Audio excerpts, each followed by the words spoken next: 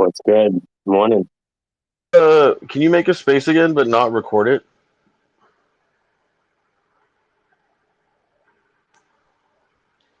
Why? What do you want to talk about? I'm curious. Well, it just opens the Yeah. possibility, if that's all right. Plus, recording, I think, also puts. I haven't confirmed this yet, but recording also puts it on the radar of more people on the internet that they can just have the hyperlink and not be in the room. Yeah. We do this every morning for half an hour, But I was actually. just wondering why you're recording. That's all. No, yeah, we record every day. It's called the show is called. I didn't pick the name. It's called the Syndicate. No, I know that. I know that. We've talked. We've Yeah. recently become friends through a friend because of that. I was just wondering why you were recording. I was trying to catch you and join you. Oh, yeah. No, just because we do this for about an hour or so every morning, where we're actively recording it because we're creating content for the other people. It's kind of like imagine doing like a recorded open mic where you can get a copy of your content afterwards, right? To promote yourself, right? Right, but it can't be So used though, because I won't consent to that, right? Because I'm a comedian. yeah, and I wouldn't use any of your content, right? I'm doing it for the other people in the group because they like to have their stuff recorded, and I curate all the stuff myself. Okay, I'm not gonna request you change it right now. Maybe in the future, but Yeah, I'm we, just we pointing do. out that you're shooting yourself in the foot on that one. I don't believe so, but tell me more. How am I shooting myself in the foot? Because then you'd unlike like okay, are you in a Discord of any kind? I am, but I don't really like Discord. It doesn't matter, but you're aware that the difference between a Discord space and a Twitter space. Yes. Yeah. Okay. Um, in the Discord space, right? Like if you're the host of the Discord, when I come in and join your room, you have a list of rules that I can like check, right? Like no yelling at minors, like no minors allowed, or no sharing, nude pictures, right? On top of being able to record, right? Like there's rules that I can follow or not follow. Yeah, I'm following you. Okay, Yeah. so Twitter has its own set of rules, right? So we've already consented to a certain amount of things. So I've consented to being recorded if I'm in your room, for instance, right? Yeah. Except legally, it can't be uh, uh, used and then and proliferated for a monetary gain ever, hmm especially if it's intellectual property, such as jokes or any ideas or anything, because they don't want to have to go through and pick apart any of our conversations. It literally is going to follow their code of conduct, which will be you're not allowed to share it without my consent. So the recording is for you to share on your profile. Whereas if somebody else, like you just claimed, takes that recording and then uses it and shares it to anyone else, that would be illegal in certain states, such as Massachusetts, California, Arizona. Yeah. I mean, look, I would, because it says recorded at the top, I would only want those people who want to be recorded to be in that For space. sure. hmm The Right. problem is your, and this is just semantics, but it's a fun little argument. Good morning, by the way. Um, by creating it with the idea that other people can use it to, let's say, study, like you're a teacher, like, oh, they can review, right, for a test. That's one thing hmm because it's for personal use. Whereas if they were to then share it on YouTube, like listen to my teacher talk about this, they would have to get everybody's consent, right, before sharing it. Otherwise, YouTube will pull it and demonetize it, and then you would be liable. Does that make sense? Yeah, completely. I would I'm say saying that you're that opening yourself up to liability by recording it, as opposed to there are third-party applications, right, that you could do this with. I don't believe so. Oh, I'll give you an 100%. example. Why? So I'll give you an example, right? I imagine that there was, and we could look into it, right, together. I'd have to read the legalese, The but I problem is it's wonder. different state by state, but please continue your story before you get sidetracked. Um, I imagine that there are terms of service that Twitter issues based on That's what I'm saying. I've you're consented agreeing to to enter a theirs, space. not yours. That's why you're open to liability. Do you understand? When you are recording a space, you are now taking responsibility if it proliferates, right? Whereas with Discord, because you, the Discord maker, have put up a set of rules, right? If you're able to prove in court that you did everything you can to keep this minor out of your Discord space, right? Discord is now Yeah, I think responsible, sort of like a credit card. Whereas I whereas I hear what you're saying, Twitter is saying right? that by you pushing record, you're taking liability for any proliferation. So while it might damage my I see what you're career or saying. something, that would be grounds for me to sue you, and I would do, or not you, I would sue whoever did that and fail on purpose to open up a civil suit against whoever started the space because I didn't consent to that. I consented to be recorded for your use, right? So if you post it on Twitter, right, that's one thing. Whereas like if other people It's an listen, interesting interpretation of the law, well, see, that's the problem. right? It's It's an been interesting changing interpretation recently, of to the be law. honest, Hmm. because of Elon. It's been changing for sure. Hmm. I'm just saying to you as a friend, like by recording the space, you might as well use a third party thing that your mic and your speakers are being fed through, right? Like a outboard, and maybe some software of some sort, just like you'd be podcasting or something, as opposed to going through the recording process that is Twitter, right? Because then you're opening yourself up for liability.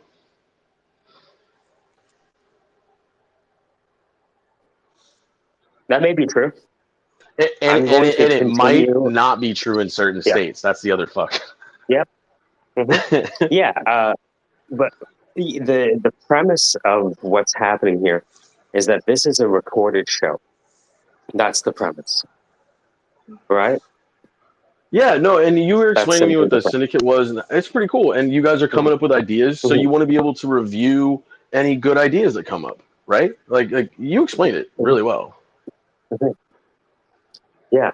So It's a that's great simply the idea. premise. I just think you Yeah. should use a third party app so that way somebody who comes up with the idea was like, see, like that, or somebody like me, like if somebody else tells one of my jokes, or some outside bullshit. Because I'm only using myself as an example because it made Yeah. it easier to make the legal argument, if that makes sense. But because I would never do that. I would Yeah. never do that. You know what I mean? But I would say that if anyone didn't want to have their voice recorded, that they should not enter a recorded Twitter space. no, I agree with that. Like, I obviously am consenting to you being able to have that. I'm talking about you can't control whoever takes it afterwards, right? And that is something that is recognized by both parties when they start and enter a recorded And I space. don't think that's true. I don't think that's true because the both parties you're talking about is no longer you and me. It's user v Twitter, if that makes sense. That's why I was telling you to use a third party. I agree, and I'm Yeah. I'm completely Well, fine with you recording hmm. right now. I was Hmm. just pointing Hmm. out that I think No, in some I think states it's it's very fucking. valid. I think what's going to happen is that eventually this is going to be litigated out somewhere, right? Does that make sense? Eventually, we're going to see that hit the news. Elon might kill us all by then, but yeah, okay. I just wanted to point that out for you. You've been a cool dude every time we've talked, so I just wanted to be like, hey, why are you recording? I guess it's at least arguably honorable in your case. Like if everybody was like, and you probably have enough recordings to prove the syndicate is these people, these people. So it would really be an outsider. So the only worry would be the hyperlink thrown around. Whereas like when somebody hosts a space recorded that is a like karaoke bullshit or open mic crap with poetry friends or whatever, that that's bullshit. Anyway, whatever. I'll get off this mountain now that other people are here, but I just wanted to point that out. Something to think about. Yeah, absolutely. I keep whipping it out. Mhm. Keep whipping it out. Engage in conversation. There was a point in time where I wanted to pass the bar in certain states because you don't have to go to law school in certain states to pass the bar. It's kind of cool, actually. I think it's like Wyoming, Texas, or Arizona, like Oregon, California. Like, pretty cool. If you study enough and you pass, practice law. Trav, I had another chat with Kaon yesterday. How is she on her journey? She was exploring open sea, and I didn't want to sort of go into it and delve in, but we were just choosing the pieces of artwork, going through that and just seeing which ones would get up there first as a priority so that I can come in and purchase some, and then also look at how, I think, because we've heard about the NFTs, how you're able to sort of part own them, a part ownership or something like that. And then also wrapping some of them with AI, and so doing some of those sorts of things. So yeah, she's going well. She was really into it, really energized, really motivated. So we'll see. Touch base with her later on. That was really good. Today I'm supposed to be catching up with a guy on here. I was going to ask you, how do you go about the vetting process of someone on Spaces? There you go. It kind of brings up what I was talking about earlier. Right. I'm a recruiter, right? So I make it my business to know who people are, sometimes before they ever talk to me. Excellent. So there's a gentleman getting around. He's he he's been talking to a few people on Spaces, and he's coming to Australia, and he's going to one of the crypto conventions, and he wants to fly me down and meet up and have a bunch of us meet up in a sense, and then talk about some projects and see what can come of it. So yeah, I'm just wondering. No, is this? I'm just curious because I know of a dude that's sort of in that space at the moment. That's really kind of like the head of his game in a way, which is a bit weird. This isn't something to do with something called what was it? Like LLC. Let me just check this dude's profile real quick. Sorry.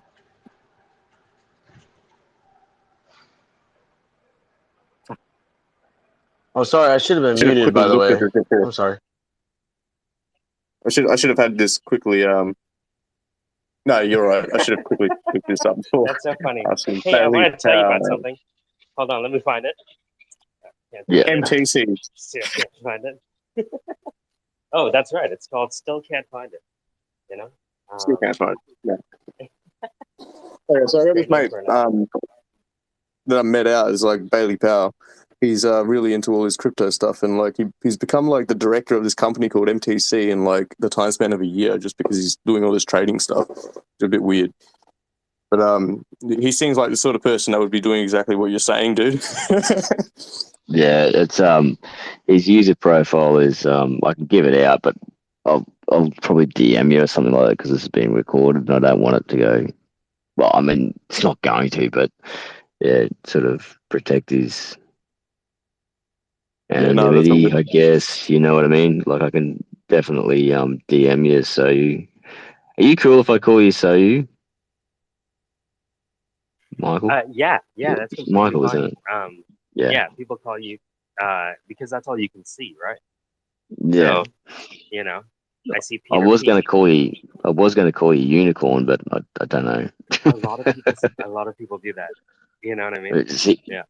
People back me up on this one too. We just sort of shorten everyone's name, so no one has a full name over in Australia. It gets No shortened shit, down to hey, the possible. Yeah, pretty much. Unless there's a they've map. got a one-syllable name already. Well, yeah, in that instance, it actually gets lengthened because we have to put a. It has to be two syllables. I think in Australia, generally Yeah, for it to be a nickname anyway, it's the minimum two that's it. syllables. But yeah. Pretty much. You think we could do that thing where we have the script? Like Mikey boy. Yeah. I wanted to talk to you about that, but I was at work when you were messaging me, and like I was trying to find a free moment to just respond.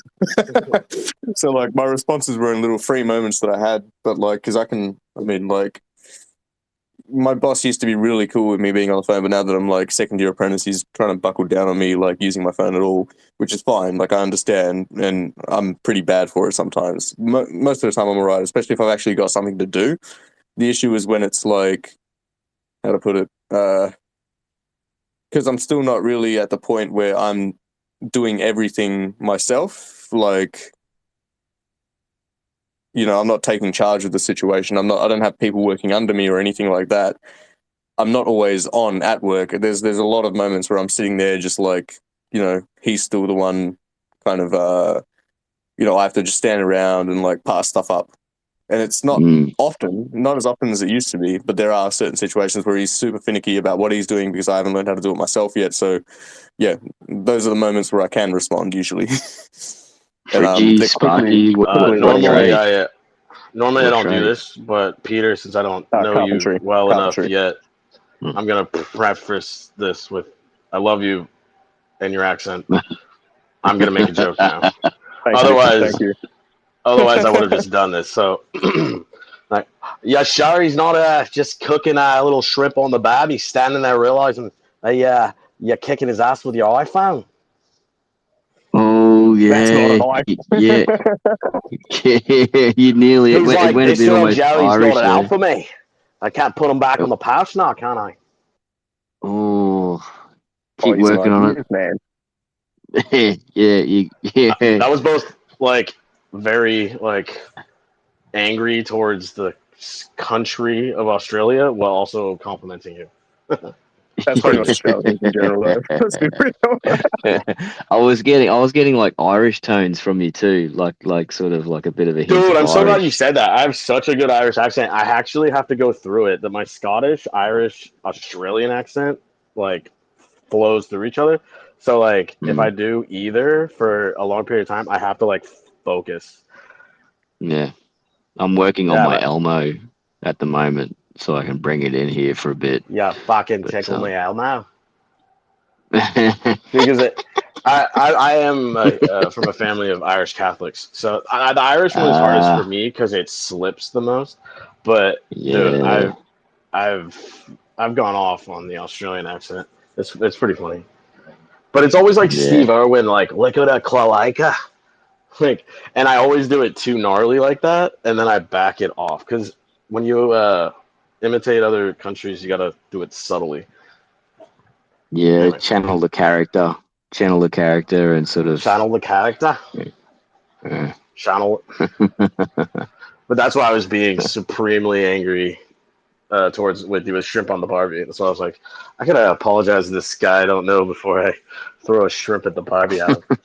So, mate, Australians are super laid back for the most part. There are some angry cunts out there, but like most of us are good cunts. Dude, So I it's have all so good. many Yeah. good Australian jokes, by the way. I won't do them all, but you guys are by far the craziest country that no one's keeping an eye on.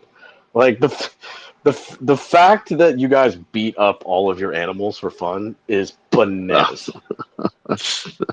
But that's just the fucking young dickheads, though. Like they just think it's cool or Yeah. something, man. Like the older you get, the more Yeah. you realize it's dumb. Well, But the like, whole joke, though, I can't do the joke anywhere, and I'm not traveling to Australia anytime soon. But like, I have a good like 15 minutes on Australia. Like that's why you got kicked out. Like fucking A. Like the think about this. Kangaroos when we grew up, assuming you're over the age of 28, you read a kid's book, and it was like the kangaroos were fluffy animals. They were lovable. At least I was told that, right? No, they And fight us, bro. and now you guys have quickly evolved them into these like ripped, angry animals.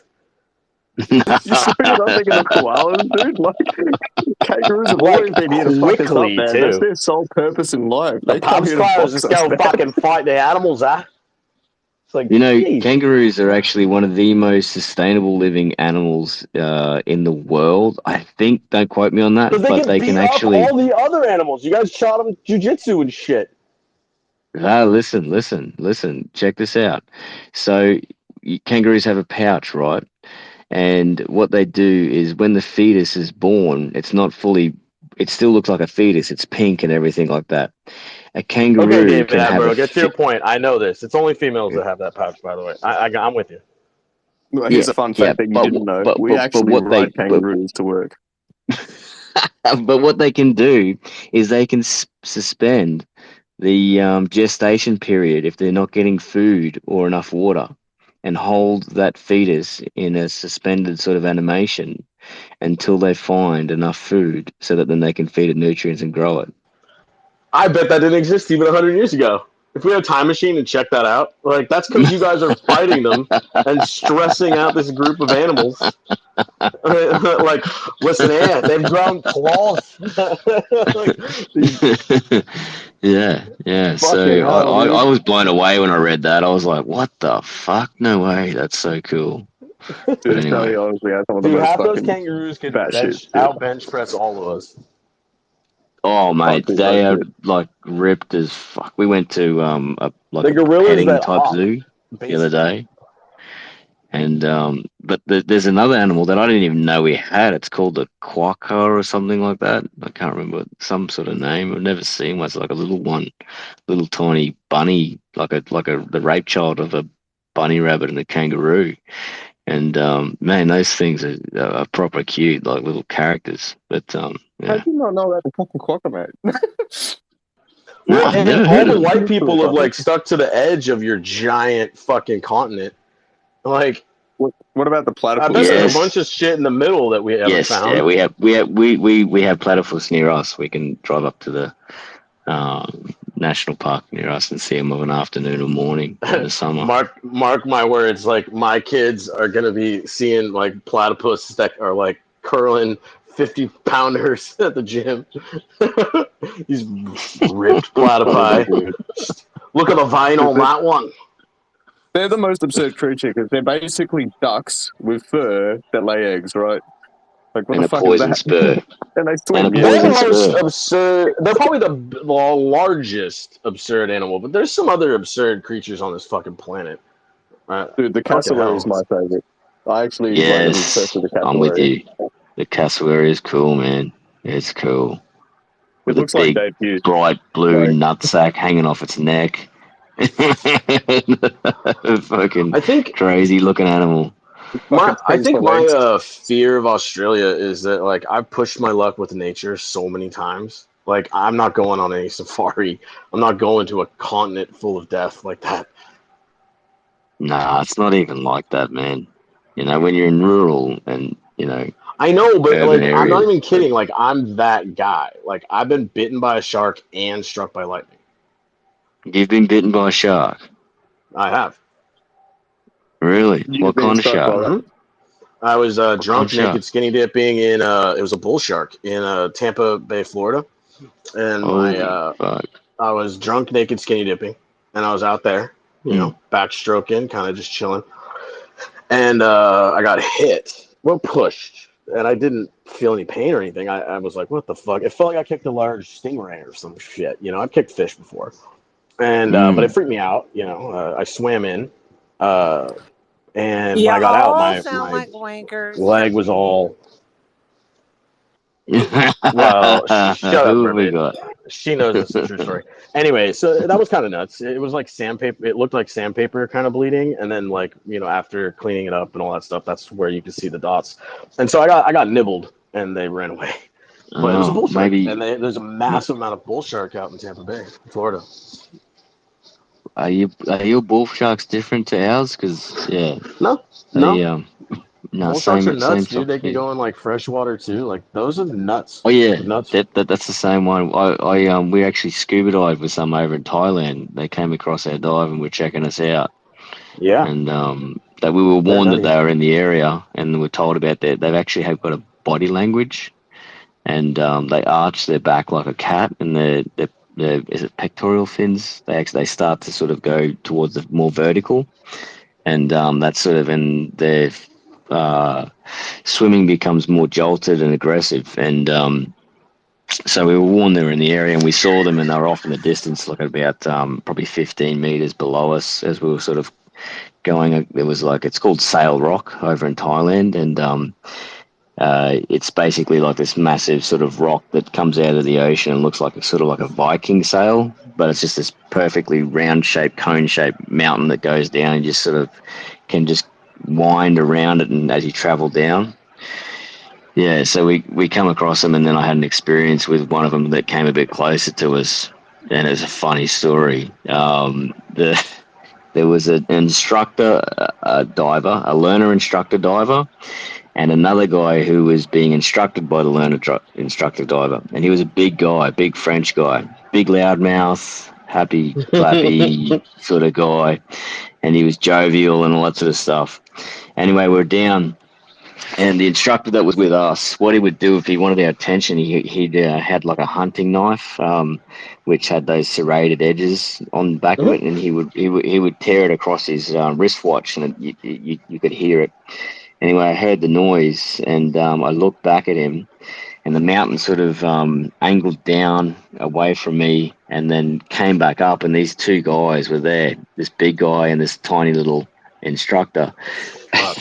Anyway, so we're looking in that direction. We all turn around. So it's me, the two guys, and off in the distance was the biggest. I think it was about maybe like a 2.5, 3 meter bull shark, fat, chunky, just cruising straight towards them, but just cruising. He wasn't coming in hard. He was just cruising towards them. This. So I still laugh when I think about it, but he's got this big guy, Dude, the they're big guy that thickies, died, bro. They're like pit bulls. Granted, yeah, the big, I couldn't see yeah, the one that got me. I mean, I just thought it was some We're gonna fish or need a something. bigger boat. But like, and even my dad's yes, friend.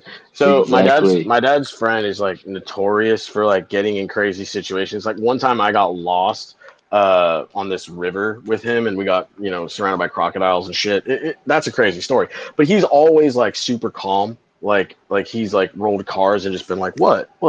He's just he's a crazy man. So like when I first was like, hey, like like I went inside, it was his house, cleaning it up. He was just like, oh yeah, you see those marks right there? It was probably just stingray and stuff. There's a lot of stingray out there. And then as we're cleaning up, he's like, well, there's also a lot of bull shark out there too. And I was like, what? And that's when we noticed like the, marks on my leg. But yeah, so I must have just That's got lucky. nibbled on Very and lucky. pushed. You're very, very lucky. Yeah. Sharks And will only chaw on humans if they're rotten. They only like go after rotten people. Fuck you. We're gonna need Honestly, a I bigger was boat. probably lucky that I was Good like to drunk know. or We're gonna something. need a Like bigger boat. maybe my heart, like I was all fucked up, so maybe my heart was like beating all funny or something. Like maybe they thought I was in distress, or I don't know what the fuck, because they sense that kind of crap. And after it nibbled on me, it's like, ooh, Jameson, oh, let this one go. Like they didn't Mermaid, like the taste of whiskey. Mermaid, you insulted someone and complimented someone at the same time in that comment that you made. But so getting back to my story, this bull shark's heading towards us, and then It's a big one too. You said 3 meters. Fuck, man. Yeah, this big massive guy these bubbles start just bellowing out of this guy's breather. He's shitting himself, and you can see him screaming. And he's grabbed the little instructor near him and put him in between himself and the shark, and used him as a human shield. It was so fucking funny. Talk about ending a friendship fast.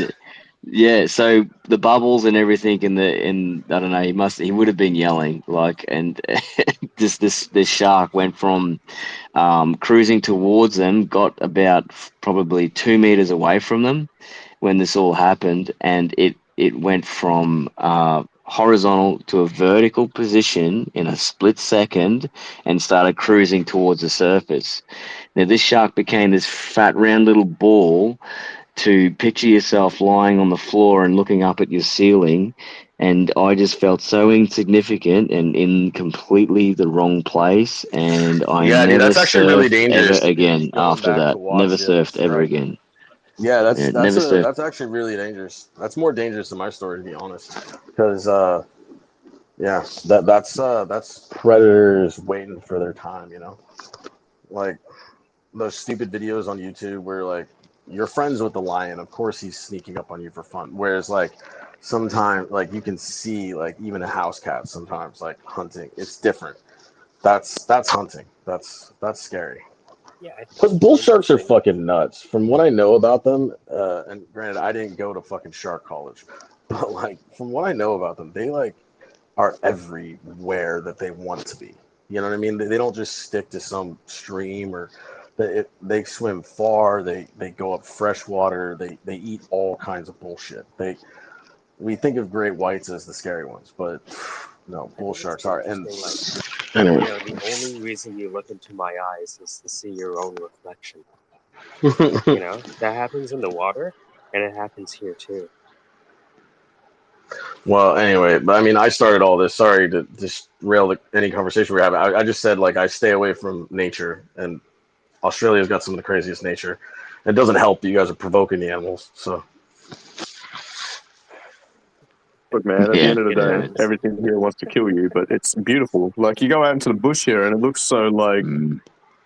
Bro, it is beautiful as fuck. That's why I'll watch David Attenborough talk about it. I'm not going out there. But no, it's like, you go out there, and everything looks so hostile and, like, arid, but it's like, there's beauty in that. It's not, like, ugly arid. It's kind of like, it's ugly beautiful, right? Like, or beautiful ugly. It's sort of like, you get all these rainforests and stuff that just like, reek of pristine beauty. Like, I'd love to see more of that here. But it's easy to overlook what's actually there. When I go out bush, like even if it's just for a walk like in the hills or something like that, I'm always absolutely amazed at how like just chaotic it is. It's kind of like there's no sense of order about it. Say hi to Dude, I agree. I was just voicing my scaredness of nature. I mean, if I'm gonna romanticize something, though, mermaid was that so you? Here, what was that so you? Before, Uh-oh. so I just wanted to just say hi to Mermaid. Hi, Mermaid. How are you? I'm great. Jesus How's Christ! everyone? All right. Anyway, so I'm gonna get back to what I was saying. So like with that, Mermaid, go talk to him if you want to talk to him. We've been talking with you for the past hour. No, I know, and I'm derailing it back in a healthy way. Yeah. So like, and I like just one of the most romantic things. The only reason that you look into our eyes is to see your own reflection. Go ahead, Peter. Right, and I want to say that's why it's cool to have these spaces. Did you? Like, I feel like I'm missing Did you something bring here. me up here so I could throw sound out of here? Oh, come on! I was being romantic about. No, it's okay. I know. We love you. We just want to hear from other people. Am I missing something here? Have I just like missed a big meta sort of thing that is just absolutely floating over my head right now? I went off with animals and they gave good stories, and I was pulling it back, and now I'm the asshole. I'm fine with it. The looking back on oneself is actually really good with the Syndicate. Going on? No. It's good with the Syndicate because we're able to look at each other's ideas and actually look at ourselves and our ideas. So that's why we must rail this train in that direction because I do find beauty in humanity. All I wanted to do was hear what is going on, from dude? Mermaid for more than 5 seconds. All I'm going to say is We need a bigger boat.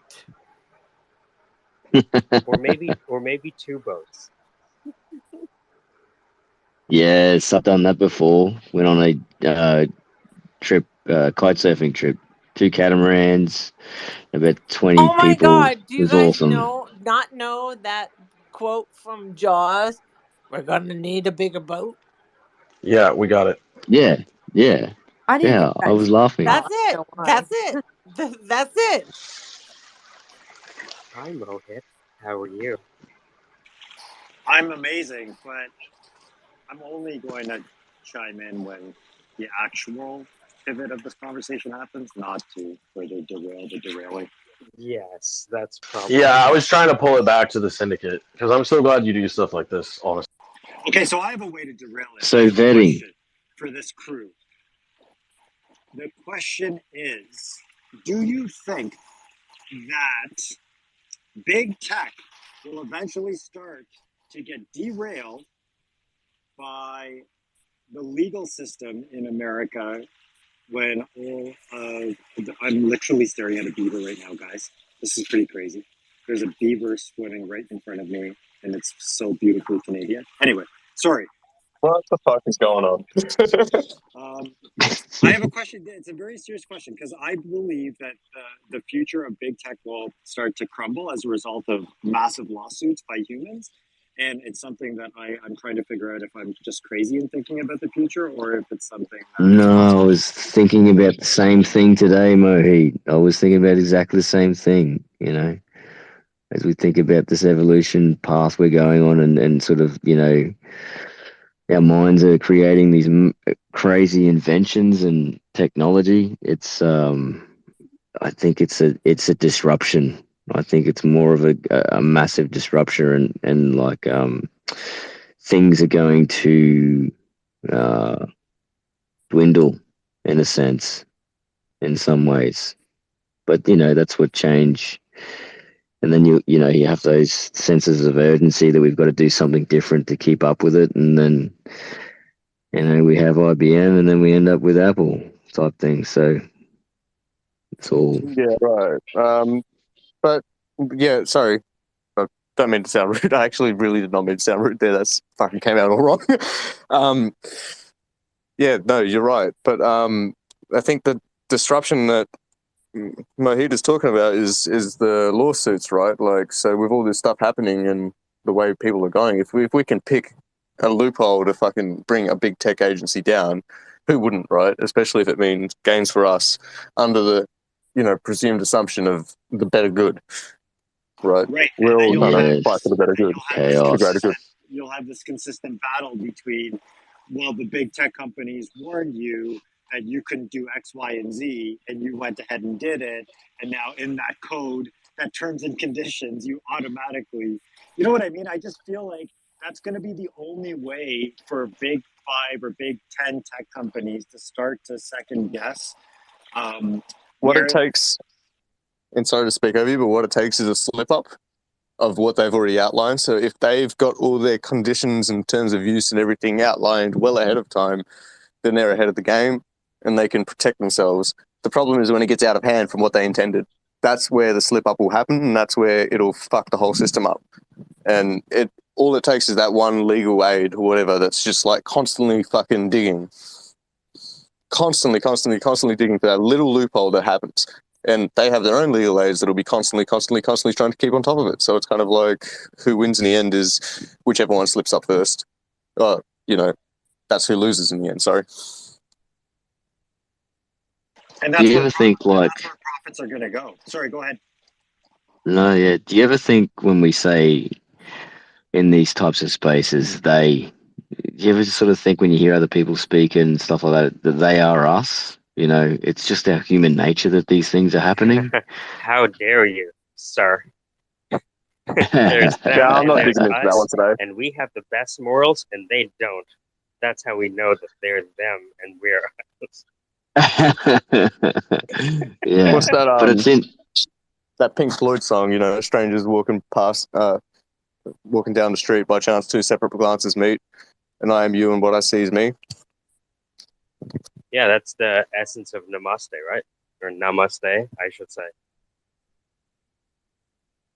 Just in the future, you should never say either. Just you specifically shouldn't say either. Most people already screw it up, but you No, specifically. I'm with you. So you help add a layer of protection.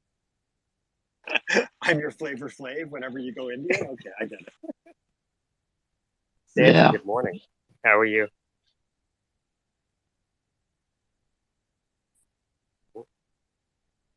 Check. Hey, Kaon, I see you down there.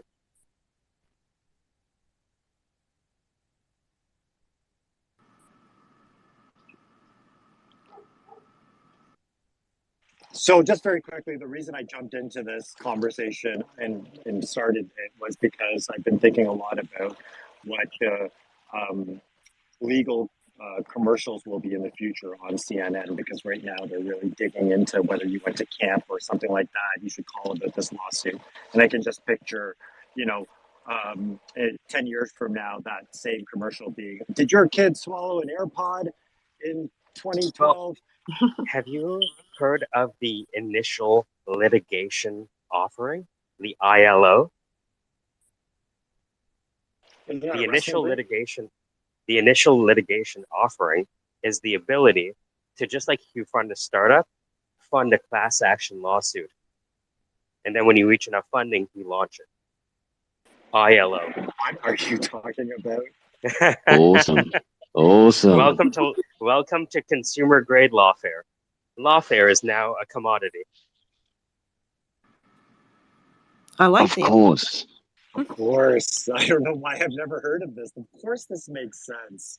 Here's the thing. This came out of recently with Avalanche because Sandra, can you explain to Mohit what happened as counsel? You read through the article. Sure, absolutely. So, long story short, Avalanche had a gentleman who kind of was cooperating with the people that primarily own Avalanche to, engage in lawfare against competing entities, which also in turn would draw the attention, so they hoped, of the SEC and the CFTC against competitors, and would drive down the other price of the price of these other entities instead of Avalanche, and in fact, may have helped drive up the price of both the labs. Is it Avex or Abex? I gotta look that up. And also the Avalanche itself. So they finally got this person, this lawyer, on videotape and audio discussing the tactics that were being used to kind of create a very unlevel playing field where AVAX was on top and others were not. So yeah, it's fascinating and just kind of depressing at the same time that someone can cooperate with others and get away with this sort of behavior. But I would imagine there's SEC issues that are going to have to be evaluated. But in terms of other liability issues, well, I'm not. That remains to be seen, and I guess I'll have to give it some thought. They're going to get the crap suit out of them, and probably deservedly so. We'll see what the future brings. Wouldn't be surprised if the defense fund is highly, like, a big thing internally for companies like this now, where they're putting a lot of their profits into the, hey, we didn't think it out in the first iteration, and we might get called on that, so put this in the Come For Us fund.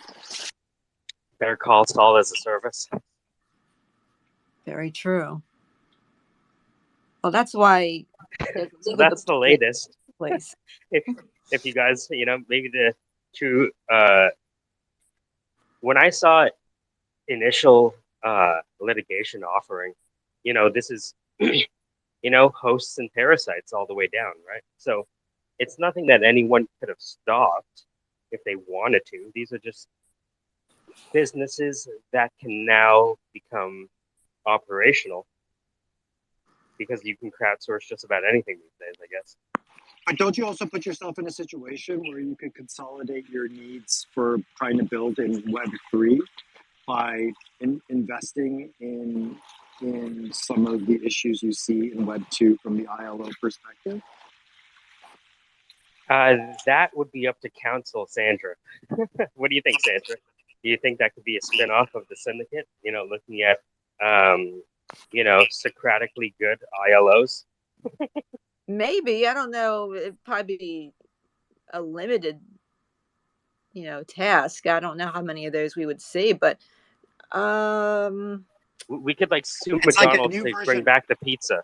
That's It's a what I would do. We new need an version of ILO to corporate be. warfare, right? It's a new version of corporate warfare where you can stop and say to Yes. yourself, Yeah. hey, this one thing about TikTok I don't like, and I feel like we found X, Y, and Z, and to build You're something talking better. about ILO as an activist shareholder. So Wow. you know that you hate X, Y, and Z's terms of the way they do things, and so you start to build on where the problem you can see happening. At the same time, build the solution.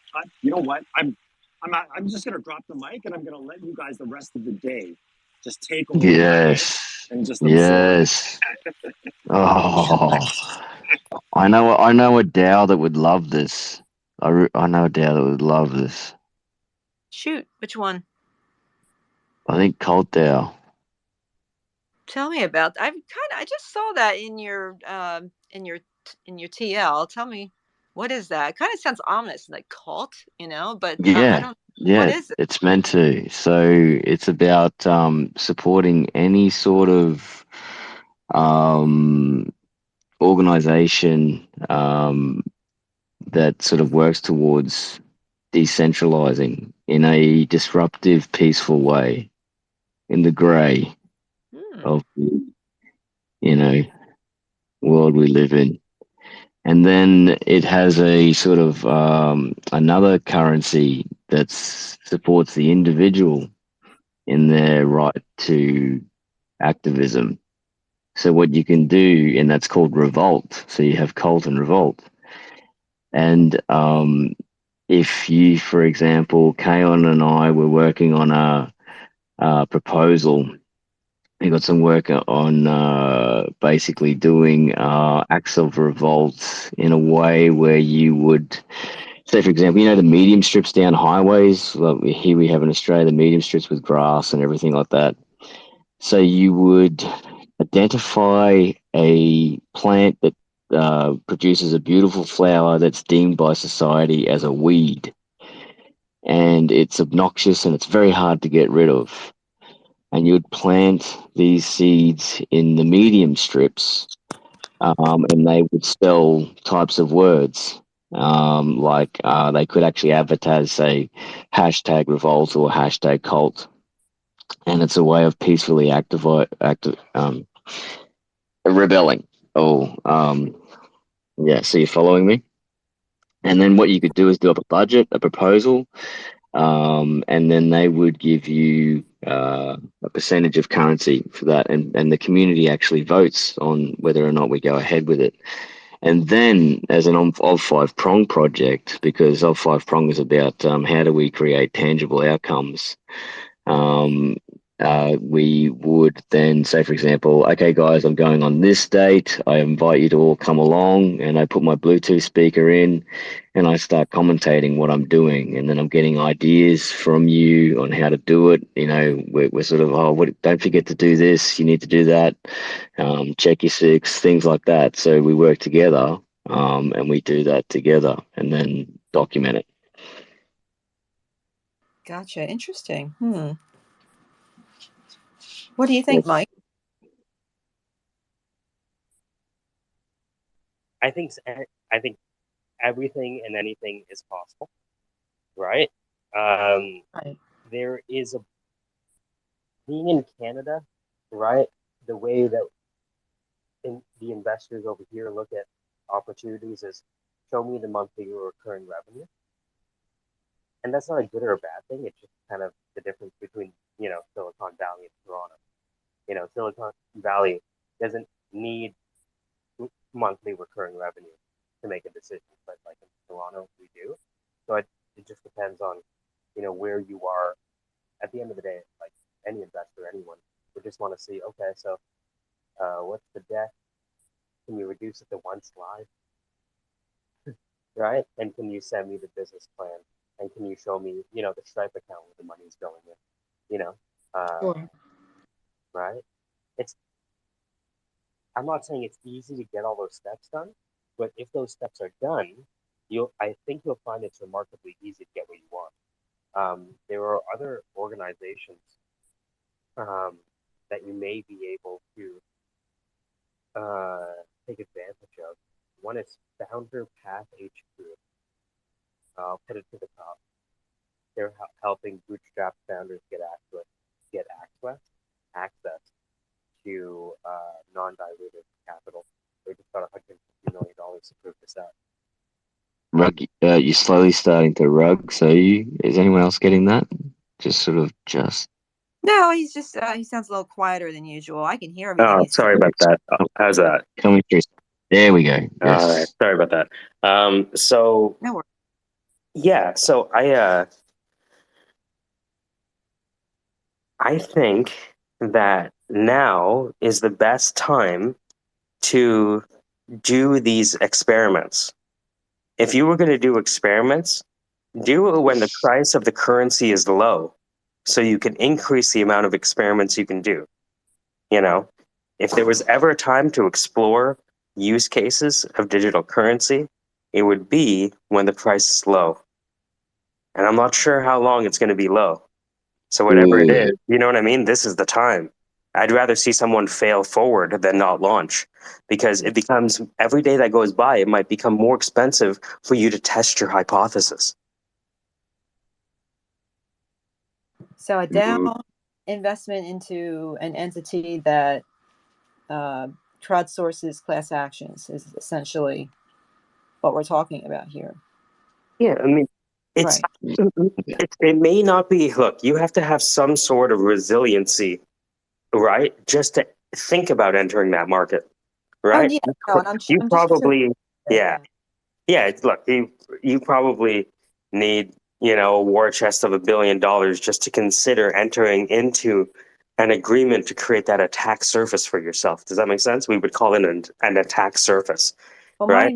my immediate thought is, is the entity going to be repeatedly attacked itself? Like, so for example, Absolutely. Absolutely. So I'm assuming that's just that is a barrier to entry.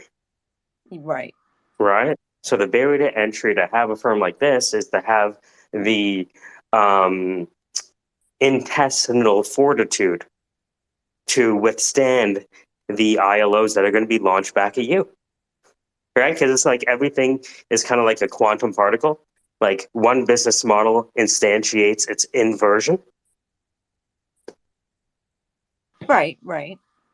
And the other issue would be whether the rules of professional responsibility prohibit this sort of thing. Because I know in some states, like for example, you can't blatantly advertise.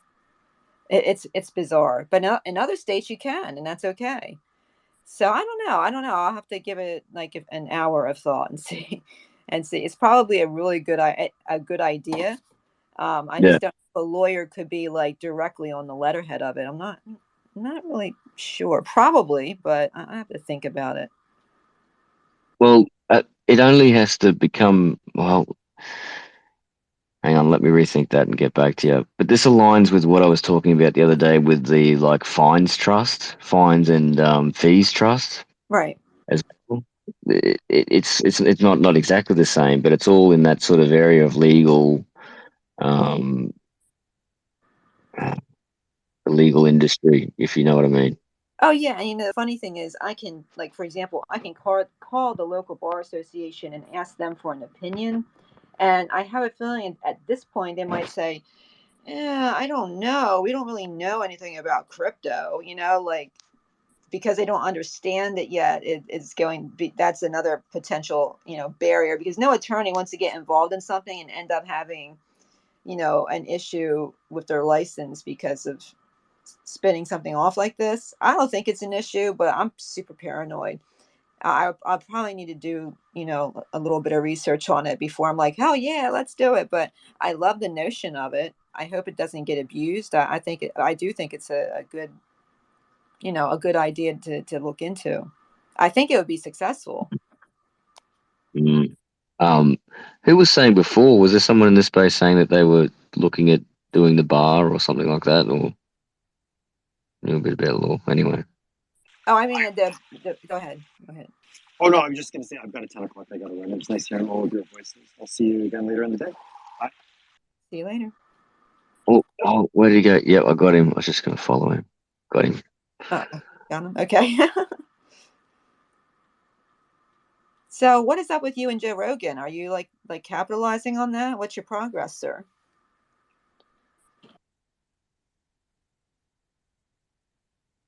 Trav. Oh, sorry. Yes, I that said, was question was for me.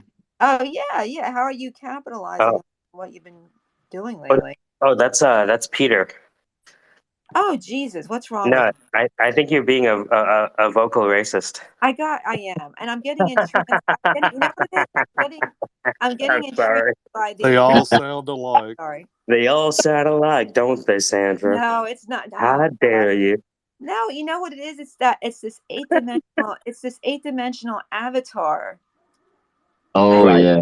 Yeah, getting. Isn't you it? do have a similar. Yeah. I'm getting swirly eyes, like woo. Anyway, Yeah. no, I love his work too. Sorry about that. I'm just blah blah No, blah. I need I like it. coffee. I need coffee. I'm No, No, drinking it's coffee. it's not very offended kind at of all. you. Good. I get I get mistaken for all sorts of people all the time. Well, Like, it's just a matter of me not paying attention to my P's and Q's. So, what are you working on right now, Trav, and how can we help you? I am working on where do I start? A couple of different things. Well, we have Kaon in the space. So Kaon and I, and with the assistance of the Syndicate and So we're creating a digital gallery, and it's something that we've been sort of just talking about with Of Five Prong, the group of Of Five Prong, and we want to try and focus our energy on things that create tangible outcomes. And one of those things is learning about crypto, learning about art, and learning about how we support our own communities and things like that. Me personally, I've just had a meeting in the space of sort of the couple of days of talking with you guys and things like that, and I just had the sort of realization that I was just going to get back out there and put the word out. And I am going for a project coordinator role in a local community group, and they've just got funding for $150,000 for like a work uh, skills sort of group for teenagers, skilling up teenagers and helping those that sort of need a bit more of a hand and attention. Cool.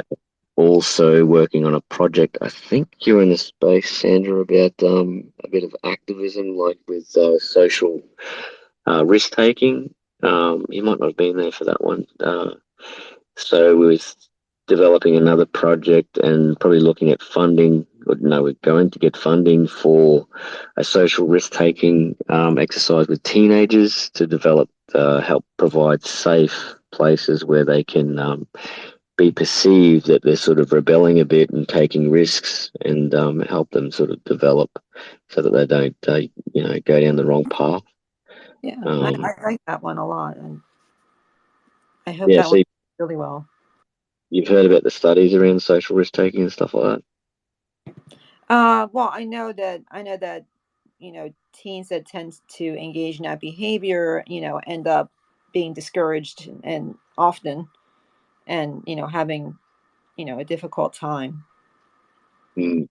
So a lot of these community support groups around Australia are finding that they're losing contact with adolescents, that they're not able to sort of engage with them as much and struggling. And one of the challenges is how we do that. And so I was reading up on social risk taking many years ago, and I just got talking to this lady yesterday because we were both in a kindy gym for kids. And I was talking to her and I was saying, like, if we can, these kids are going off and trying. This is an act of this is an act of rite of passage for them, really.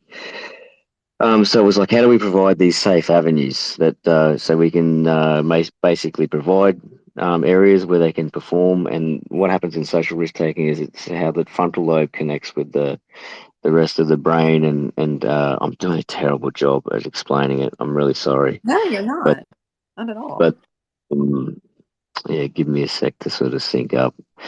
So the teenagers begin to develop those connections, and one of the ways that they need to develop those connections is to take risks, and they need to take risks amongst their peers. And what this does is sort of establish that what happens is that's why we as adults look at teenagers and go, why are you doing all that fucking stupid shit? So basically we come up with the idea is if we provide places where they can deem to be, opportunities where they can sort of rebel, take risks, and not hurt themselves or anything like that, but essentially, take some risks and maybe some positive and negative outcomes happen for them. This might be a way or an opportunity to continue to engage with them. And like the demographic we're looking at is generally the demographic that's going to go and follow into like a criminal career type thing. So we want to sort of learn how we can steer that away. I've got some issues with it all around, and obviously I think there's some moral dilemmas with doing that sort of stuff. So we have to look into that as well. But an opportunity came up within a skate park, and I was at a skate park, and it had a grey flat wall. Sorry that if you guys feel like you're in an echo chamber, but there's a grey flat wall, and it was painted, and there's all this disgusting tagging over it saying the council has, wronged us and all this sort of stuff. Basically, the message was, and I was asking around, what's the reason behind this? And a 17-year-old who grew up around the skate park and had many friends, and there was a community there, had passed away in a motorbike accident. And he was doing the wrong thing. He was riding on a road or something like that, and came and collided with a car or something like that. So the local business owner that owned the skateboard business, he had a skateboarding tattoo shop. He's very involved with the community. He's always putting on barbecues and free courses for skateboarding and stuff like that. He commissioned a mural, and the mural was painted in this kid's honour. And the council, shortly after that, just painted all over it in grey, completely covered it up. So I was touched by that story, and I thought, hey, this is actually an opportunity. This is actually an opportunity where we could provide, and I sort of put myself in that kid's shoes, and I would want to retaliate. And there's some artwork in town that's like this interactive sort of artwork in an alleyway. And I'm like, what if we covered this with a type of paint that essentially covers it, and we give the council a message or opportunity saying, hey, this is just paint going over your artwork like you did to us. How does it feel? It's not going to hurt anything. You just need to use this special chemical to sort of get it off, and it won't damage the paint underneath. But if they use their traditional type of turpentine and all that sort of stuff, it would ruin it. So essentially, when they start cleaning the paint, it destroys their own artwork. So that when through their bureaucracy and the crap that goes on, the message wouldn't get to them in time before the paint is cleaned off. So you mean that's part of your plan? Well, it's like, how do we create that plan legally? You can't. That's probably illegal. well, this is so. I've got a wall. I've already got a wall that faces another skate park. So there's a couple of ways around this. I think there's types of paint that you can paint on that actually peel off without damaging the artwork underneath. But there's other ways of doing it where we can engage and create the situation for the teenagers so they're deemed like they're rebelling. And that form of, there needs to be, like in a relationship, that form of reconciliation between the council as well and the teenagers and the group, the So there's all these things we need to look at, so we could actually trick the council and say, hey, we've got a wall here. Can we have some funding? We might work on it. Things like that. There's different avenues. There's a whole bunch of different processes we need to go through. But I've already got community groups on board. I've got the police on board. And that all happened within the space of 2 days of just after talking to you guys and people in Oh, spaces. okay. And I created myself a job just from learning and learning how to be myself again. And this lady that I was talking to, she's like, we need to meet up and you need to talk to some people because I think I've got a job for you. We've got this funding and we want to put on a project coordinator and you might be our guy. So Yeah. Oh, that's exciting. yeah. So there's other projects too, but yeah, it'd That's be the good. one you It's like a good the project. Yeah. most. Yay. Well, that's exciting. Good for you. That's super cool. And that man Dan is in the room and Kaon's here. I wanted to ask Kaon, invite Kaon up when she's ready to talk to us. See There's how she's Melody. going. Melody in the house. And yeah, sorry, the captions keep going over the word. Hi, Yeah, I missed Melody. that one. Morning, everyone. Morning. Morning. Morning. How are we? I was listening into a bit of that AI chat in the other Oh, man, that was good stuff in there. space. There's things in the background. So I'm going to try and get into those spaces and just sort of Yeah, be a fly on the wall. you got to And start playing then, around with more of that art stuff. We were talking about some of the AI music tools, and then we talked a lot yeah, about process, which is like, what's your process? And talked a little bit about anime. That was fun walking through. Makes me think I got to write that. It's another book to write, the tales of anime and the stories. But yeah. it's cool, man. What was the website called where you sort of use it as a telephone book for all sorts of things, psychotic. Yeah, I mean, AI can be used for just a number of. There was like a website that was sort of like a Oh yeah, directory for all. Pharmapsychotic.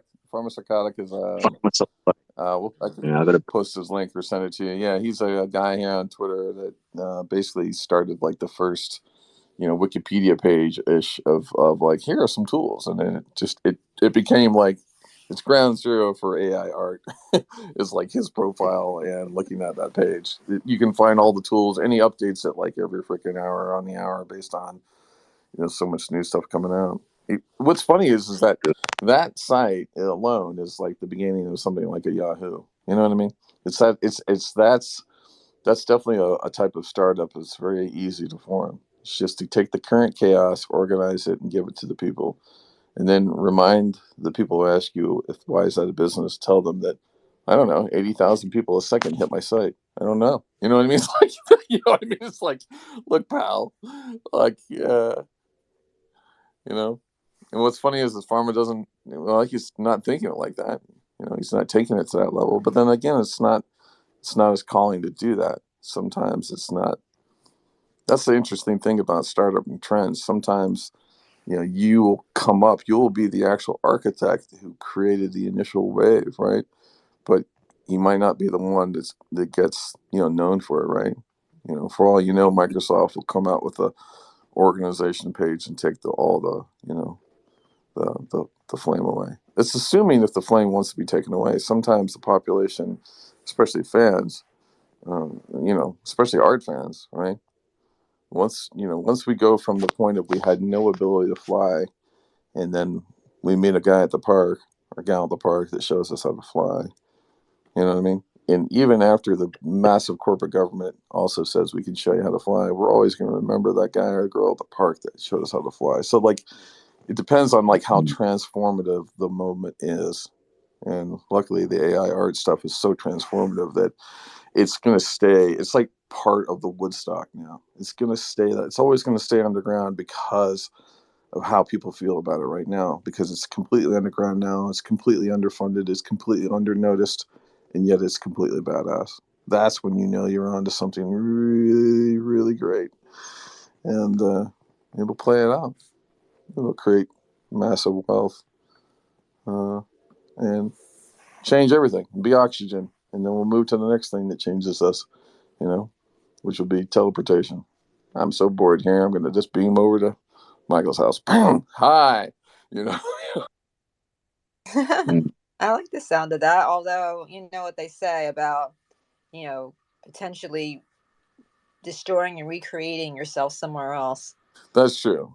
But I have a feeling if I was able to teleport, to your front door, even if I came like, okay, maybe my legs were missing and I was like in pieces, you would still at least let me in and then I have a reassemble wheelbarrow. me in the lobby, Absolutely. Yeah. I wanted to get you guys' take on something. I have to send an email for a comic that I'm working with, and I wrote the bio, but before I press send, I want to see if it was boring or not. Would you lend me your ears? Did you say Yeah. boring enough? Do it. Yeah. Do it. Yeah. Do it. I'm All ready right. to be So, bored. Do it. Dale. David, Let's see. Craig, ever since her single Ring Ba Ding took over the airwaves in Trinidad in 1997, Roma Spencer has never looked back. 25 years later, her career is experiencing a massive resurgence. On June 16th, 2022, she headlined the Black Women in Comedy Laugh Fest at Gotham Comedy Club in Manhattan. Recent credits include the critically acclaimed film Scarborough, the play Solitudes, a coveted spot on Kenny Robinson's Nubian Show 25th anniversary album, as well as a U.S. House of Commons proclamation for her contribution to Caribbean theater. Most recently, she received a Dora nomination for Outstanding Performance by an Individual for her knockout appearance in The House of Bernarda Alba.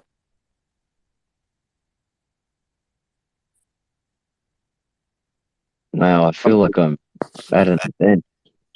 Sounds tight. I mean, sounds well. It sounds intricate sounds- and boring. That's the nice thing Yeah. about it. It sounded. Well, here's Yeah. the thing. It's boring, but I hyperlinked all of those things. So when you see Manhattan and Gotham and you click to that, there's a video that has 4,800 views and 90 likes and 50 comments. Nice. If you click on Solitudes, you see the review that says she did amazing in the show. If you click on Scarborough, you go to her IMDb, which shows the role that she played. Yeah, I Yeah, feel that's this is cool. this is Dan's area of expertise, but I sort of somewhat agree in one sense. But it's not that it's boring; it's that it's very sort of shilly, like it's selling It too is. hard. It is. I feel like instead of trying to sell it so hard, maybe focus less on the achievement and focus more on the I Are don't you know, like addressing struggle her or or are the you fun. Audience. addressing her or are you announcing her? What's your audience? It's introducing. Yeah. So you're listing her accolades in a boring fashion with hyperlinks. A boring fashion with hyperlinks, the hyperlinks which link to non-boring things, Yeah. like the comedy. I like the Yeah, cue. yeah. I like the cue. Segues, statements. I appreciate it. I'm gonna go forward with it. It's Is whenever there I something present. you can Go do ahead. where is there something you can do where you can sort of take it on as more of a journey, like with the Yeah. links, like mentioning the links in the story or something like that, where it's saying something like giving some instruction or introduction to possibly going on and seeing this and witnessing this and be a part of this type of thing.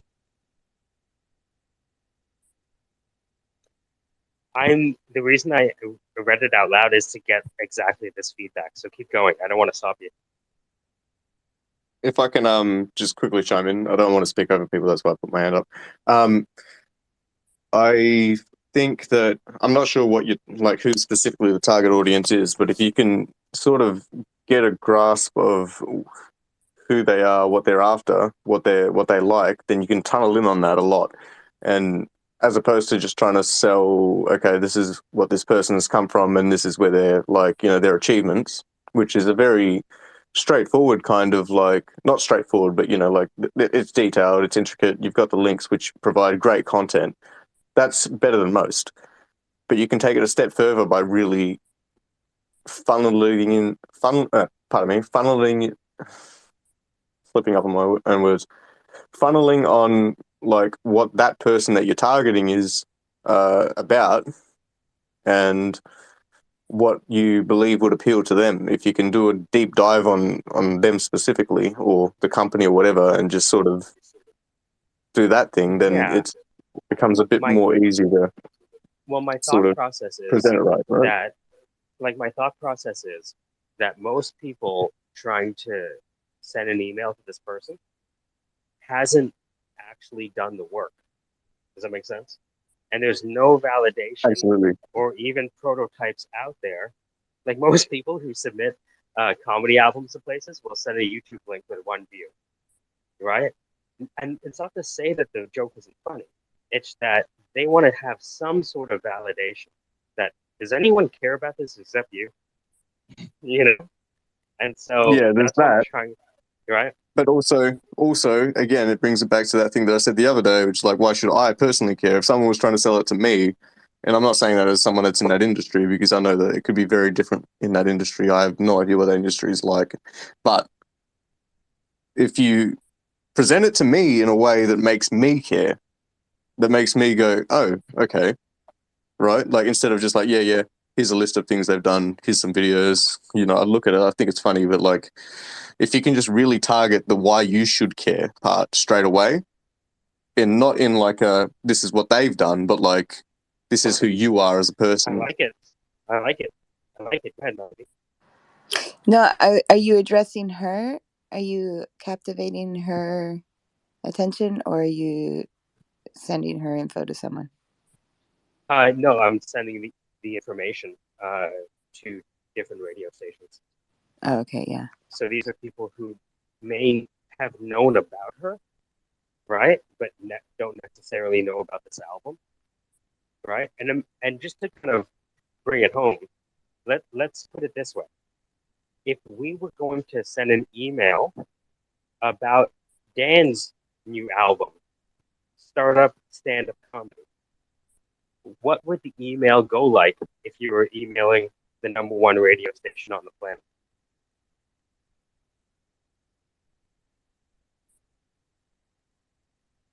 Wait, was that a question to me? That wasn't a question to me, was it? It's a question to anyone. Oh, okay, right? good. Dan. I wasn't right? paying attention, and I heard a question.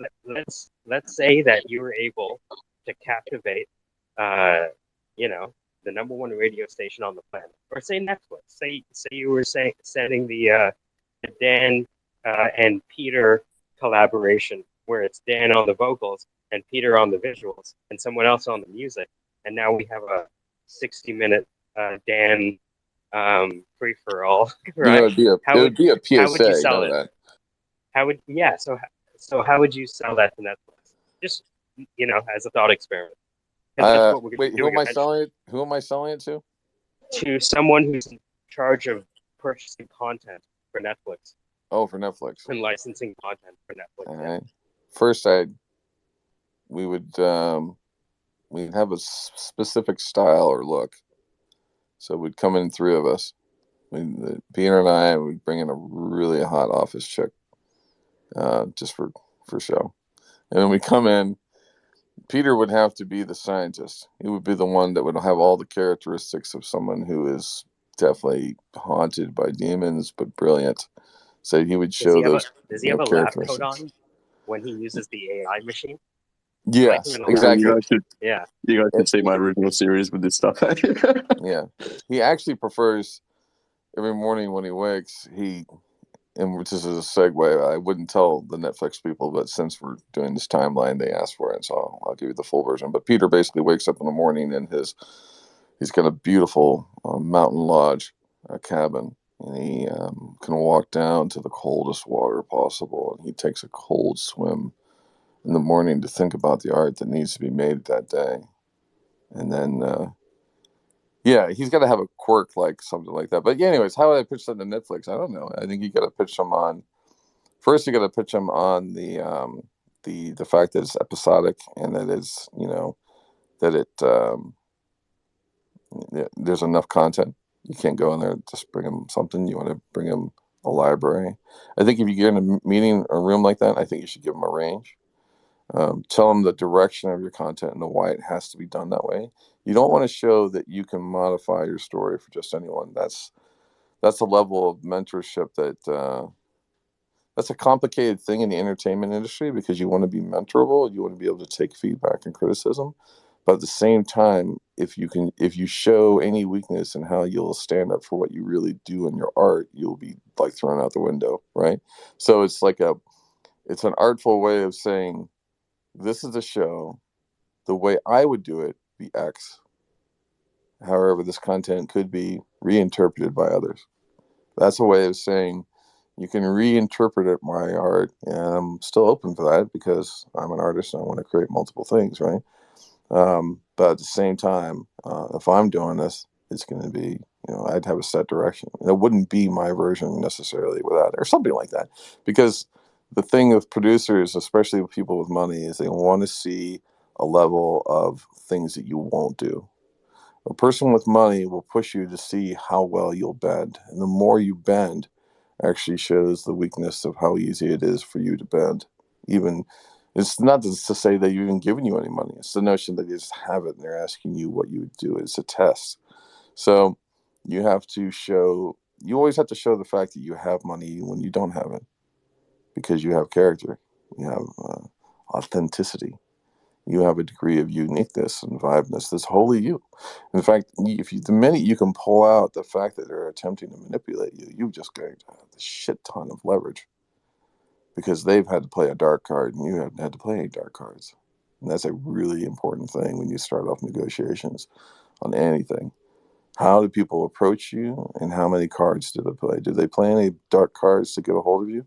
Do they use your fears, manipulation? Do they remind you of your incapacity to do X? Sometimes your closest friends will do that. I have a close friend that is the counter to me, and he gets mad when I tell him that, because he's like, I don't want to come across that way. I'm like, you do, and a lot of it is like, well, you're sensitive. I get tired of being fucking sensitive. If I'm so sensitive, then get the fuck out of my way. You know what I mean? It's like, this is my world, not your world. If I am so sensitive, then so be it, because that's my harmonic pattern for the moment. If you don't like my energy, that's the thing. I was telling that to somebody in the hall yesterday at work. I was like, I really feel this side of the energy side.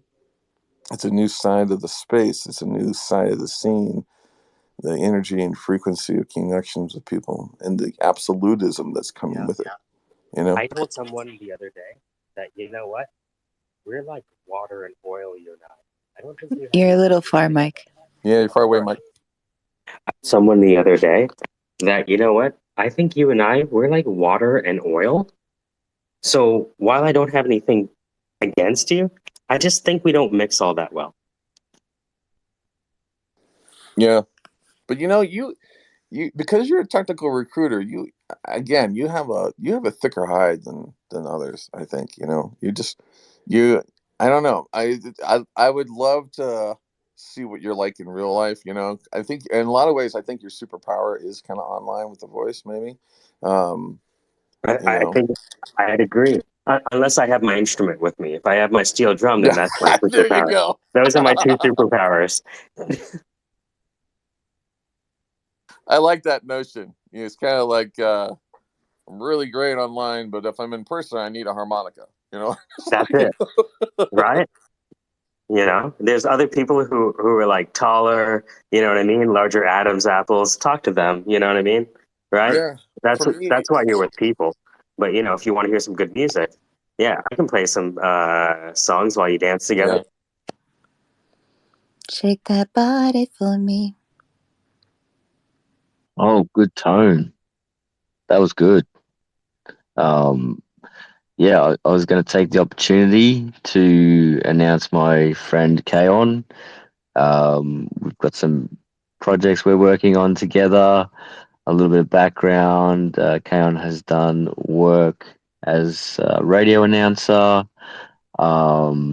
Has also done work with veterans and basically helping veterans with furniture. She's also achieved some record funding in doing that with the government and a sort of, how do you say it?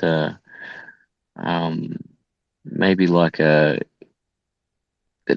a way that sort of hasn't been done before. Karen, if you care to elaborate. And we're working on some projects together, and we're learning about crypto together, and also what Soyu has been showing us about OpenSea. So, Kaon, care to share your journey? And we gave some homework for Kaon, and just wondering how you went today or yesterday. I like to consider myself like a undiscovered super genius. That's how I got that funding. But really required a lot of different kinds of skills too. Being a female civilian, I had to learn how to stand up tall and rub elbows in a room. Predominant male, strong male ego. Generals and such. It's pretty humbling actually to be in a room with such power and pretend your entire way up to the top, and it worked for me. So yeah, and yeah, Till you make it. Are yes, you ex-military? I am not. Nope, nope. My Oh, my grandfathers served. And to be honest with you, I was just really moved and motivated by the Band of Brothers series that came out like a decade ago. I've watched it like 13 times all the way through. But I started volunteering with Honor Flight. We would fly veterans, World War II veterans, to Washington D.C. And so that was just a background motivation. I had interest. I had in charity work, and then it just evolved later on in life, kind of out of necessity. But yeah, nope, just a female civilian. So again, I mean, I didn't even know all the talk. I had to learn all the military lingo, which makes you feel like a badass when you can go through all the acronyms, and like, it's like, okay, so I learned to talk the talk, walk the walk. Um, but yes, and with the homework, um, I'll be honest with you. I'm 42 and I feel like it trying to learn some of these apps. I feel like I'm finally there where I'm like, oh my God, I know why my mom and dad were always giving me the remote controls to help them with.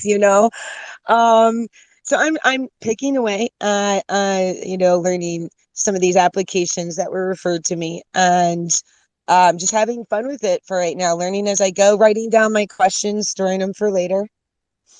Where do you put them in your digital thing, or do you write them in paper pen? Mm, I do both. I mean, um, my note taking skills really are atrocious. But right now right now I was just trying to fill up a Google folder drive and figure out different ways to label and such. It's just kind of interesting process to go through the first time. Mhm. I'm trying to figure out how to do the note thing.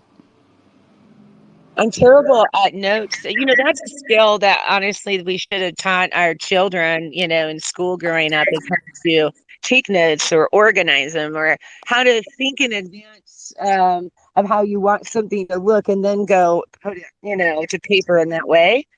So yeah, I'm having a fun, challenging time with my own brain, trying to learn that skill better. Um, but I do really well in general. I'm always taking notes. So yeah. I like that a lot. Are you 80 or 81? 80. Epa. Mhm. I'm in December. I don't say that number though. I don't deny it. I just don't say it. Yeah. I can't with that. That's Good for you. I hope the best for you.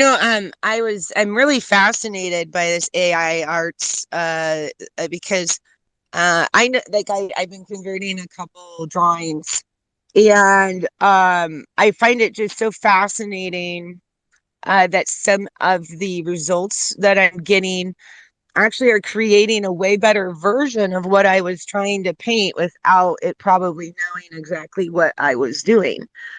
So I'm having this really weird relationship with with art and AI right now. It's really kinky and weird, to be honest with you. But it's fun.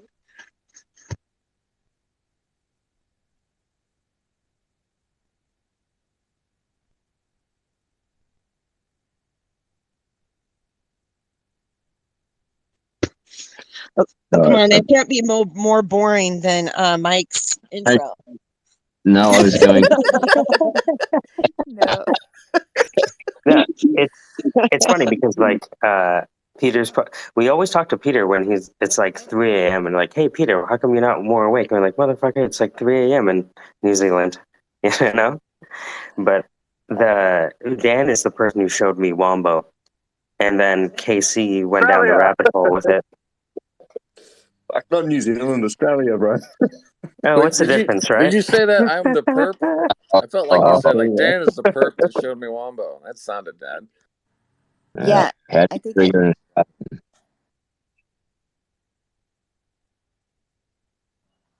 Peter, are you an Aussie or are you a Kiwi? I swear to God. Australian. I'm Australian. Wait, what's the question? That sounded. Well, Melody, it's because early I for want to sexual know shit. who a Kiwi is. Is a Kiwi a New Zealander or an Australian? Oh, That's yeah. a good question. Yeah. You know, at this point, who the fuck knows? What do you mean? Australia Hold is on. such What do a you mean it's too early for sexual shit? In the morning is when it's supposed to be. It's true. So let's Okay. just cut to that chase then, shall we? Should we talk about morning kinks? You go first. No. You got a morning kink? You want to share, Melody? I just don't have the wood. I need the wood. That sounds like a kink. Yep. It's missing. And I was told I need to stop the hunt. No. Please go on. Let us do share. We'll bring up the game rules we had from yesterday. Don't force me to bring on those game rules and assign everybody a personality quirk. And then you'll be forced to do that space in that quirk. That was fun last night. I had to get a lot drunker and higher. Wait, who? I wasn't there. What was it? We were getting kinky. I was Who was?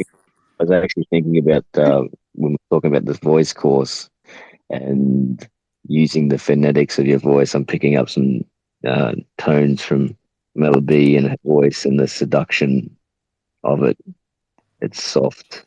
Yeah, she's always had that. She likes to come into a space, act all coy, like she's like this curious artist girl wandering through the bookshop, going to the reference section to find something for gardening. Don't mind me. And then you go over to her and you say, can I help you? And she'll spin around with that look that she has right there. She's wearing the red bikini top and she says, Everything softly feeling. exactly. And then she'll say Yeah, something like, can you around. show me where the auto parts books are? I need to look up something on gears. And I'll be like, of course, that's right over here. And I'd whisk her over to the gear section and I'd be like, what kind of books are you looking for? And she would look away and then walk to the bookcase and put her left hand up on the books, just covering the index of the spines, and then slowly looking back at me and saying, you have anything for pumping the brakes? And I would drop my coffee on the ground, fall back 2 steps. Joe, the clerk behind me, he's got a pen in his mouth and a clipboard, and he drops the pen. He steps forward. Ma'am, I know a lot about pumping brakes. I can help you with this. And I say, Sam, hold on. I've got this. Please. Finders, keepers, losers, weepers. I found her first. At that point, Melody is already 2 sections down. She's moving closer and closer into the zoology section. I need someone to help me with my animal instincts, she says, looking away. At this point, The whole office was with us. We have everyone standing there in line together. I'm telling them, one at a time, people. I've got this. And we approach her to the far corner of the store. We have a deal out. A deal, she says. Walking closer. With each step, each person in the room. Suddenly, there's trust falling, but no one's catching anyone. We're all falling to the floor, and suddenly Melody walks right up to Sam, not me, because she's actually walking up to me. She has to walk to Sam first. And she says, Sam, I so want to get... And she looks at me, organized. And then it's like, holy shit. Looking The over my organization shoulder. section's at the front. Let's go there together. So, yeah. Anyways, good morning. Dude. Can we just agree that Dan has a bit of a gift for this? Absolutely. Absolutely. I was Absolutely. totally in that bookstore or wherever what store it was. But I was going to add like a bit of a sort of a reference to do you like soft covers or hard? Exactly. But I think that's the cool thing. That's my version of Melody. She's always the whispering and always asking the very, like, someone say, like, no, come on, you can't be talking about pussy before noon. And she'd be like, yes, you can. Almost as if she's always known. Like we've never known that, Noon somewhere in the world. Somewhere. Anyways. Yeah. Absolutely. But I like that. It's good straight up. Someone was saying that great healing energy is great sexual energy. And I was like, oh, I like that. Absolutely. Because, Look that's up pretty cool. Cobra Breath and look up, well, pinks and reds and purples. In Ipsalu Tantra is what it is. Ipsalu Tantra.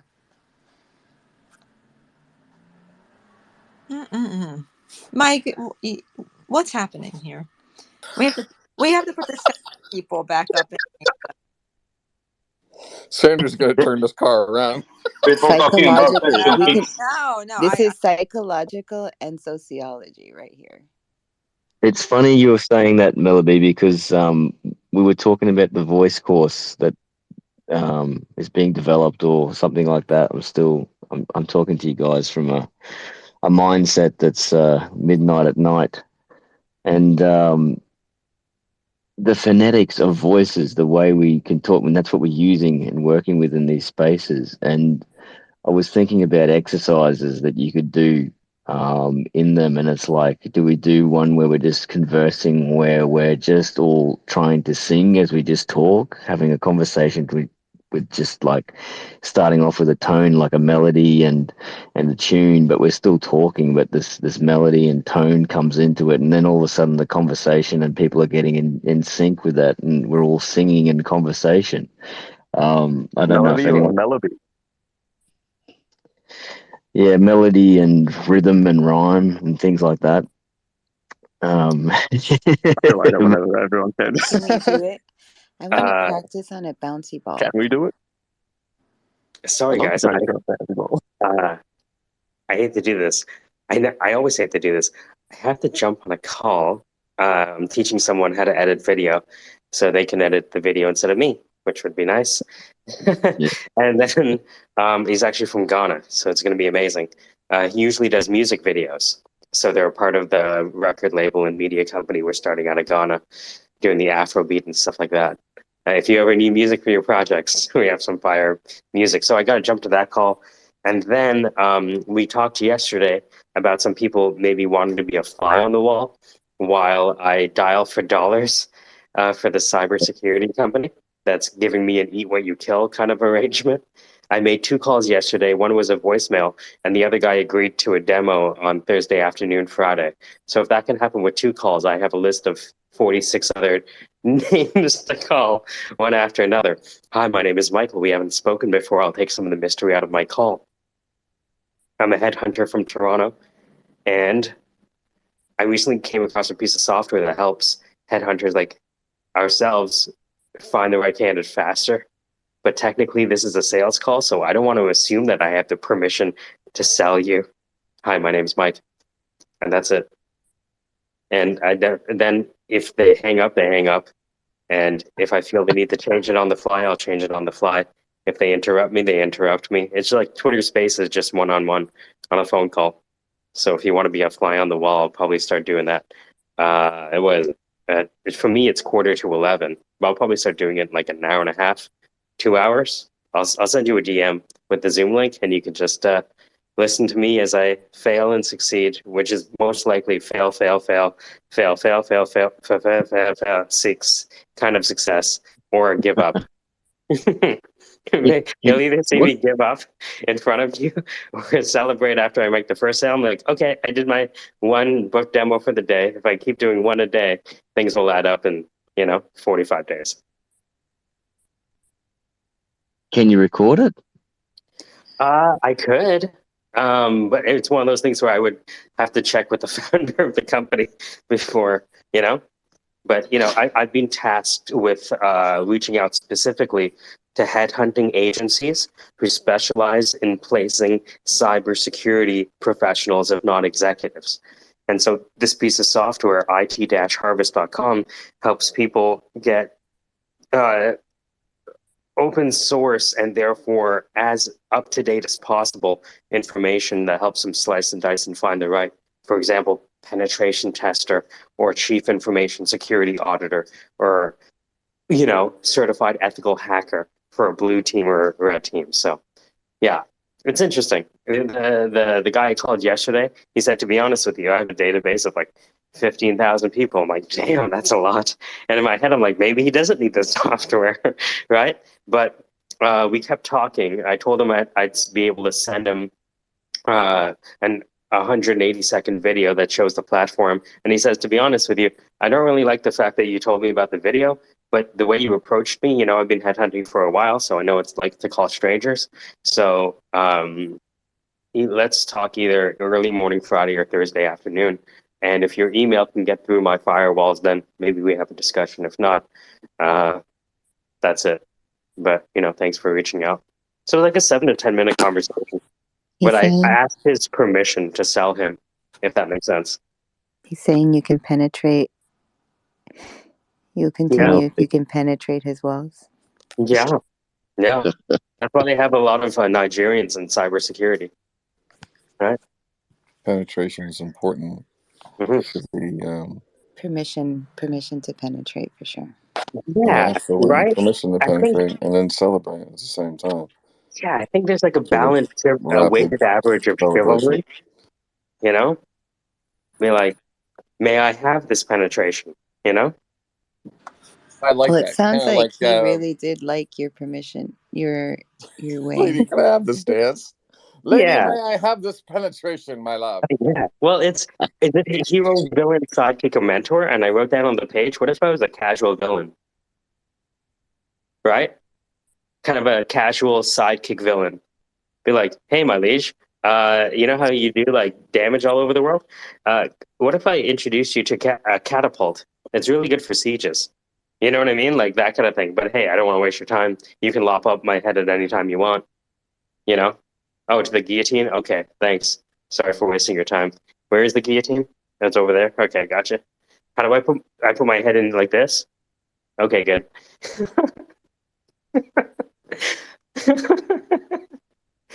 Because most people are trying to like wrestle you to the ground and like pull guard and like get you in an arm lock.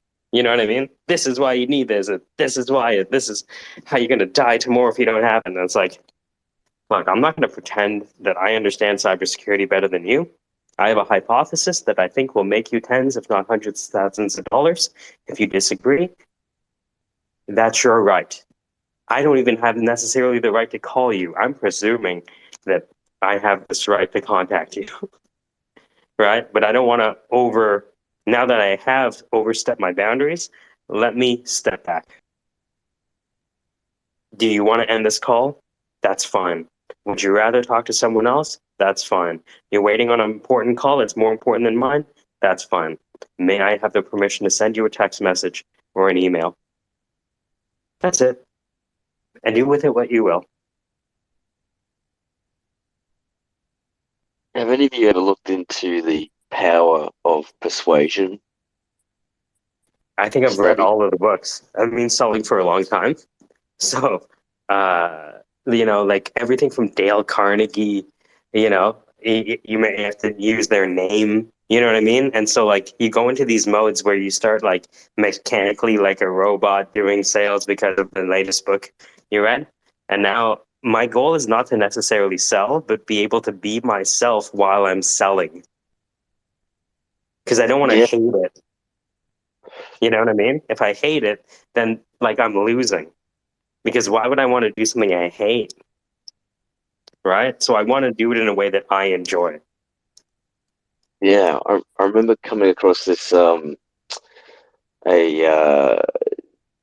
documentary or something. I can't remember if it was a documentary, yeah, or was it just a video off YouTube or TED Talk or something like that. This psychologist was talking about how he was walking to his faculty, and this little kid was like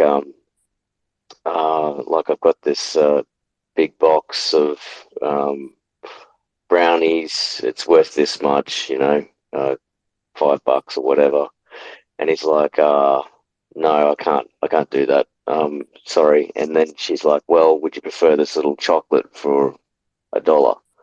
And he was like, yeah, okay, fair enough. And he took the chocolate and he's walking along and he's eating the chocolate. He's like, I don't even like these type of chocolates. What the hell just happened there? So he went back to his faculty and he's talking to the students, and they ended up doing this big massive study, and they went out and basically what they did is they set up in a community piece. You know how you have to be approached by people within the community, and what they did is they approached the community and say, hey, we're from this like boys town type group looking for people to hang with kids for the day at the zoo that have like we're trying to get them back into the community and they have a criminal history and things like that. So they won't be dangerous or anything, but we're just looking for some people to donate their time and give them a day. And, a high percentage of these people said no. So they went, and then the next situation was what they did is they said, hey, same sort of situation with the kid. We're looking for someone to spend, approximately 6 months every second weekend, just spending a day with the kids at the zoo, and wondering if you'd be interested in donating your time. And these people would say no. And then what they said was, well, how about a day? How about spending a day? And a high, Sorry, guys. I do yeah, have to jump. I hate to break the flow. Sandra, are you free? And Hurls, are you free to keep chatting? yeah, sure. I Okay. can cut a little bit. I've got to go to bed though. Amazing. Yeah. Sorry. I often get in these things where like the conversation gets so good that I hate to stop things, but Yeah, I have to figure out how to control myself, and so no I need worries. your guys' help. Sandra, do you want to start Uh, it up, or do you want me to? But I will have to hey, go. it. No pressure on anyone, but that's me getting a call. So I'll talk to you guys soon. Yeah. See ya. Sandra, do you want to open?